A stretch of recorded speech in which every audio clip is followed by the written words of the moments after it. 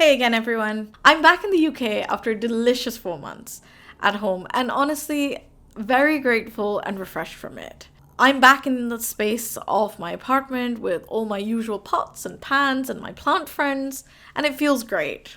I always struggle with the transition between my two homes, London and Bangalore, and it's always painful to leave my family behind. But as a very good and clever friend told me, just enjoy the next bit.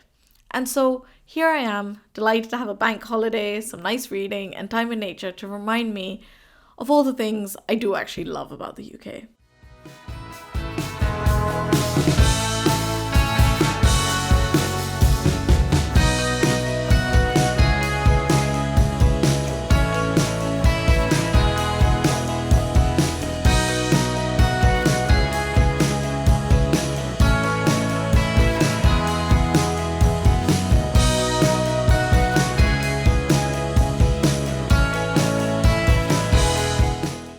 There's a couple of things I want to explore over the next few weeks, but I'll start with this one. I think maybe it's a product of getting older or more or less settled into who I am, but I'm realizing how little patience I have for anything that's not really adding to my life. I feel like this sentiment is giving me a lot of renewed passion and love for the things that are. My friend Rima Patel writes a regular, beautiful newsletter, which was the original inspiration behind this one. And in one of her first posts, she discusses the idea of friendship and how relationships fill our lives. There's a link in the description below, and it's beautiful and needs to be read and appreciated as is.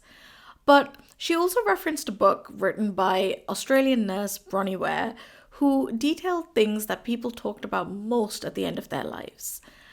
Most people wish they had lived a life truer to themselves or expressed their feelings more. But the line that comes back to me most is everyone misses their friends when they're dying. Imagine that. People at the end of their lives wishing they had kept in touch, that they had made those phone calls, that they had managed to keep relationships alive, that instead of burying ourselves deeper in our TVs and our phones, continuing to show up for each other, our communities, and the people we love, is our only real lasting shot at happiness.